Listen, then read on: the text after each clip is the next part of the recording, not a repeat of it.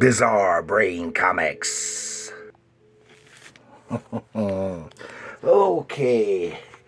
Hello there, my comic book friends, and welcome to Bizarre Brain Comics. I am Gary, your host. And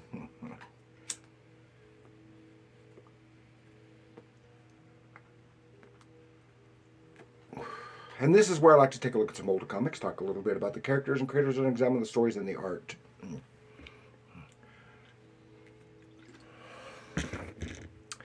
This time, I wanted to take a little look at a baker's dozen of old classic Marvel superhero comics. See, Marvel. I don't know if you can see that. So that's what we're going to do.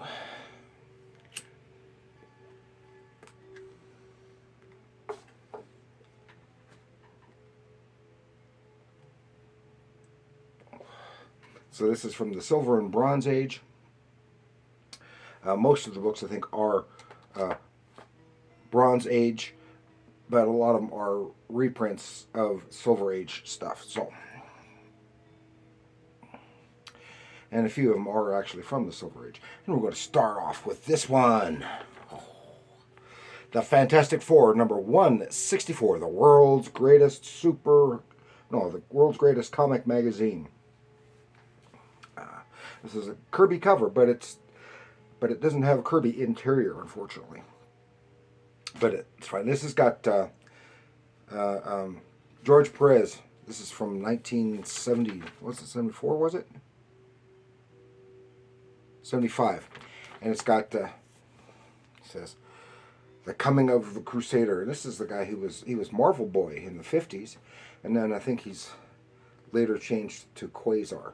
If it's all the same character, that's what I'm thinking. And it's a George Perez interior, of course, ads. Every other page is a couple of ads. George Perez, guest penciler, with inks by Joe Sennett. Nicely done, nicely done. There we go. He's trying to give it that little Kirby flair. Then that's followed up with 164, Fantastic Four, 164. Correction, 165. The very next issue. It says, "Release me, monster, or feel the full fearsome wrath of the Crusader."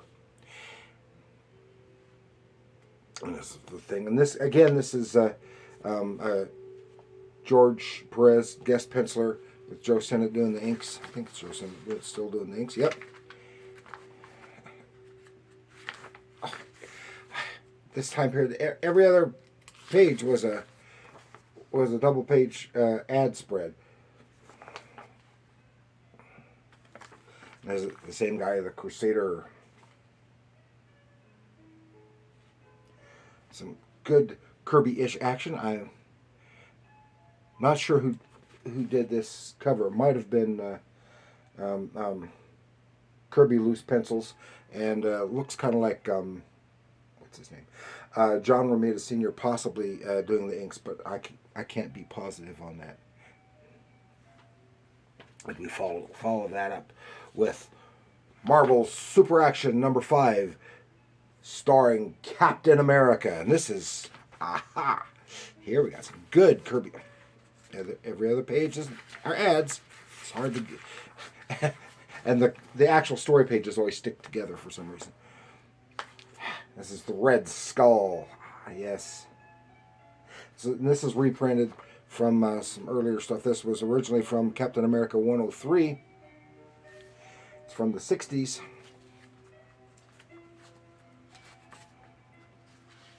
Good Kirby action. It's Lee and Kirby. And more. This is Marvel Super Action number 7, starring Captain America. I think I did a deep dive into this one. Beware Batrock's Brigade. I think I did that, yeah. This is still, again, Kirby art. See all that good Kirby action. Marvel Super Action number 7. Then we go to Marvel Triple Action number 14. This is reprinting Avengers stories. See, at that time, I was getting more, even though these aren't necessarily the ones that I had back then. I read more of these than I did of the main title. Vengeance is Ours, with Don Heck as the penciler. And what's really nice in this one and the next one, I think, is that Wally Wood is doing the inks, and he really added an extra flair to Don Heck's pencils.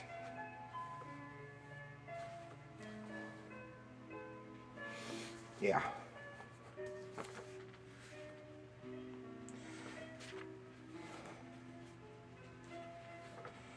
Don Heck, he was a workhorse. He wasn't a spectacular artist, but he was. But the more I see his stuff now, the more I like his stuff, or rather appreciate his stuff more.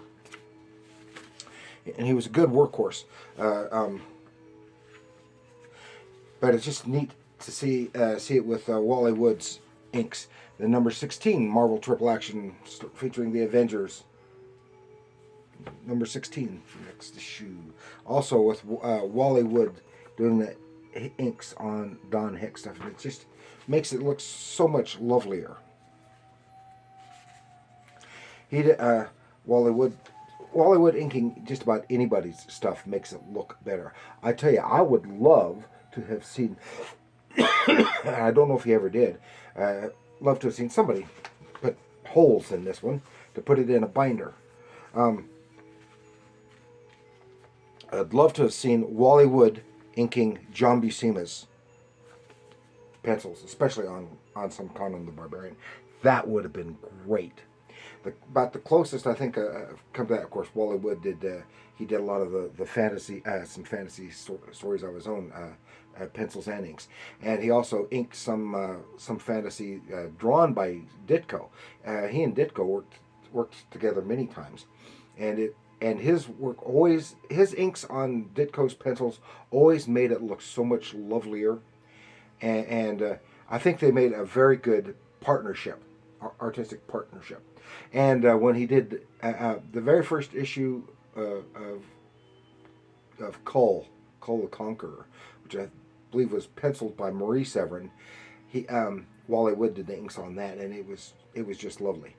And then after that, it was John Severin doing the inks on Marie Severin's pencils.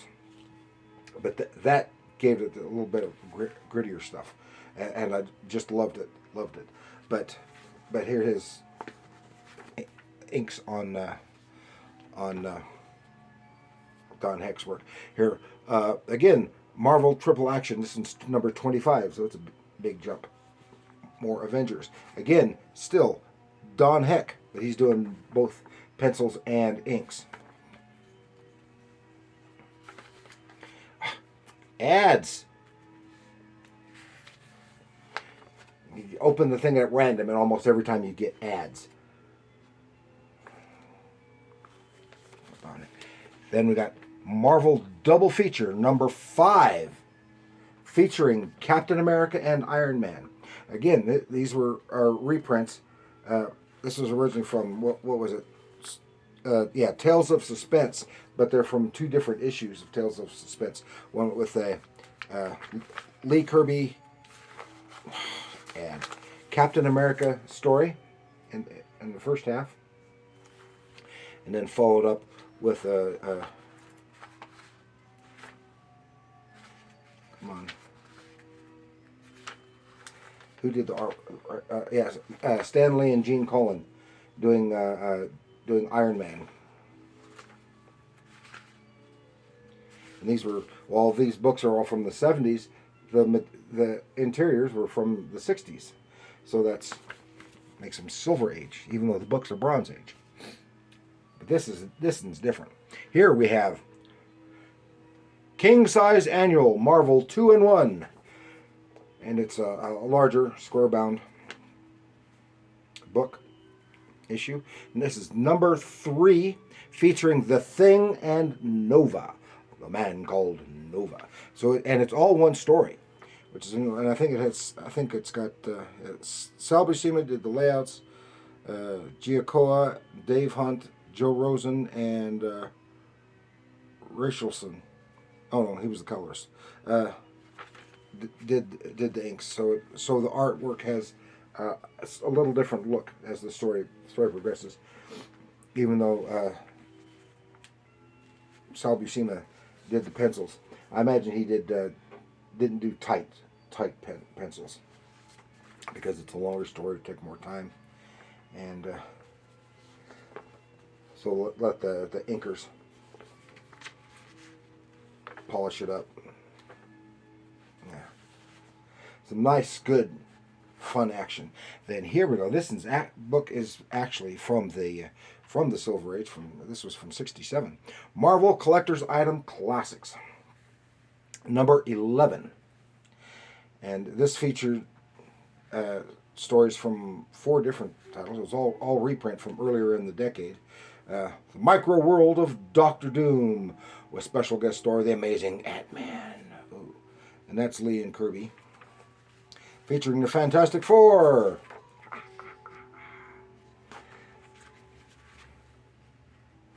And the Thing hadn't quite evolved to the rocky appearance that we later know and love. But this has several stories. That's probably the largest story. Then an Iron Man story with more Don Heck art on Iron Man. Who did the inks? Oh, I guess he did it, inked his own.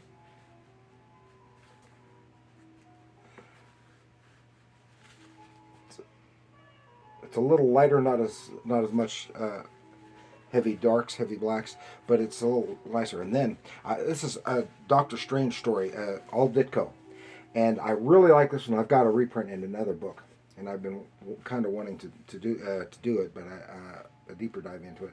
But this is one. This is about a haunted house, the House of Shadows. Yeah, it's about a haunted house, and this is the kind of stories that I really like for Doctor Strange, and it puts him much more. This kind of story puts him more into the horror genre than with the superhero stuff, and I like that better. And then after that is a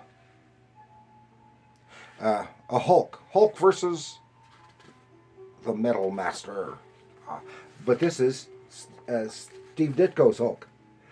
This is from one of the earlier issues of the Hulk. He was wearing those purple trunks.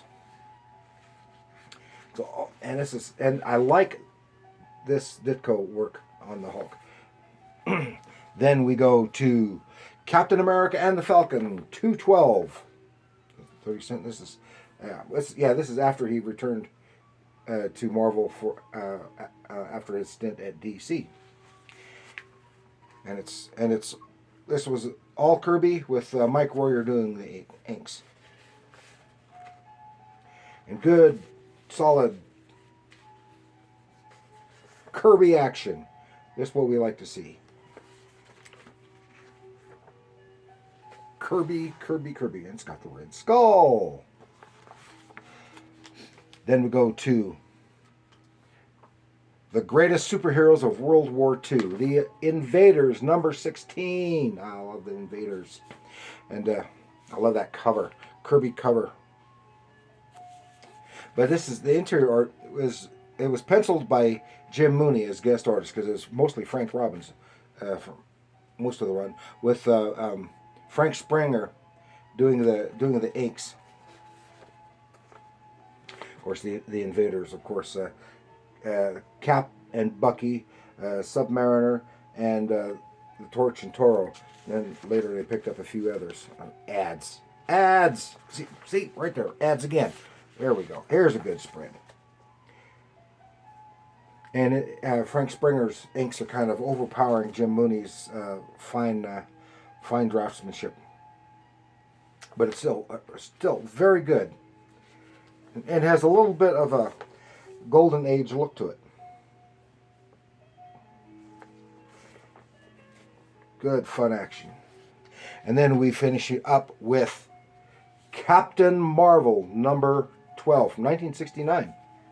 And this is, of course, the original version of Marvel's Captain Marvel, Marv L, in his original Kree warrior uniform.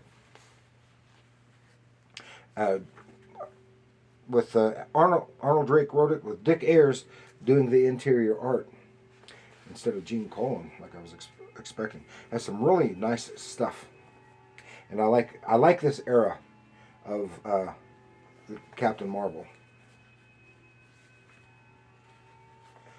I was never, even though everyone praises later the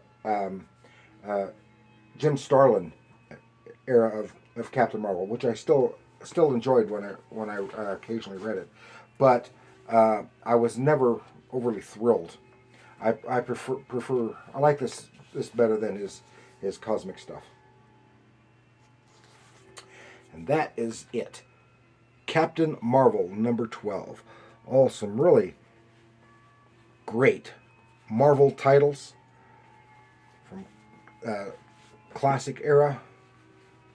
All classic work. And how many more times can I say classic? So let me know what you think.